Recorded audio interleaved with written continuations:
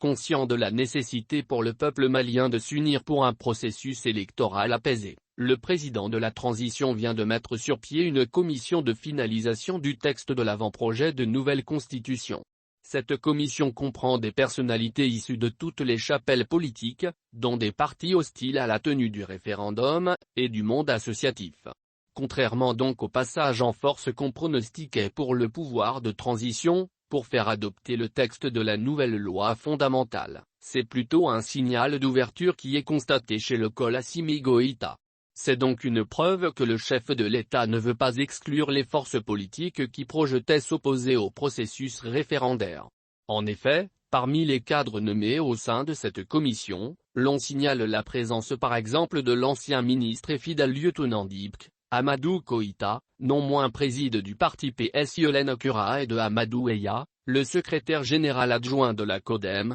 le parti de l'ancien ministre d'Ibk, Ousseini Amionguindo Dipoulo, l'ancien conseiller spécial d'Ibk et président du parti CDS Mogoti Guiya, Blaise Sangaré. S'y ajoutent des cadres tout aussi valables comme l'ancien premier ministre d'Aat, Mohamed Ahmed Agamani, l'ancienne ministre d'Ibk, Assetou Founemi Gansamake. Sans oublier des anciens ministres du temps du président Alpha Oumar Konaré comme PR Issa Ndiaye, Aminata Draman Traoré, Zeyni Moulay, qui a servi aussi sous Ibk et sous Bando. Ces personnalités se caractérisaient, récemment encore, par des prises de position franches et peu favorables au projet de référendum, certains exigeant même du pouvoir de transition d'abandonner purement et simplement son ambition de faire adopter une nouvelle constitution. Elle semblait pour la plupart s'arc-bouter sur la constitution en vigueur, celle du 25 février 1992, adoptée dans la ferveur populaire de la révolution du 26 mars 1991.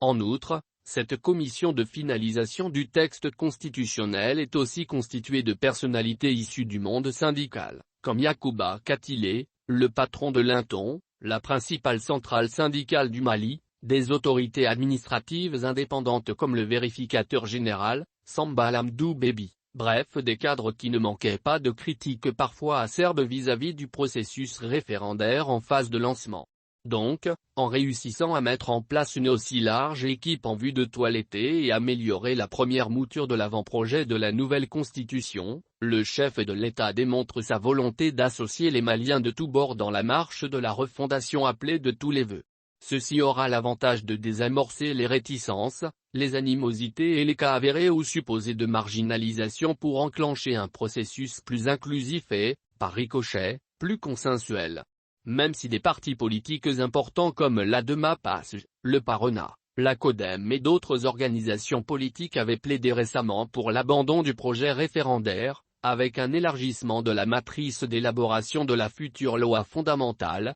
le col Assimi Goïta semble marquer des points de convergence et de décrispation. Surtout que cette équipe d'élaboration du texte final à soumettre au gouvernement comprend plusieurs experts dont des maîtres à penser du gouvernement, il y a des chances de succès du projet. Il s'agit des personnalités fortes comme le col Abdoulaye Maïga, ministre d'État chargé de l'administration territoriale et porte-parole du gouvernement, des ministres Ibrahim Ikassa Maïga, Mamoudou Kassogué, Al-Ousseini Sanou, sans omettre des juristes de haut niveau dont des magistrats de classe exceptionnelle, comme l'ancien président de la Cour suprême, Wafi Ougadei, et Setera. Par ailleurs, à travers la mise en place de cette équipe d'experts et de consultants, le chef de la transition démontre que les Maliens peuvent s'entendre sur l'essentiel, se donner la main pour parvenir à surmonter les divergences, notamment en ce qui concerne les grands chantiers de la refondation et du renouveau de leur pays. Il ne reste qu'à cette commission de travailler d'arrache-pied, dès son installation, pour mettre à la disposition du peuple malien à travers le gouvernement, un texte consensuel prenant en compte l'essentiel des préoccupations nationales. C'est seulement à ce prix que le Mali tracera le sillon de son nouveau départ vers un avenir plus stable, en tournant définitivement dos à son passé peu glorieux des coups d'État.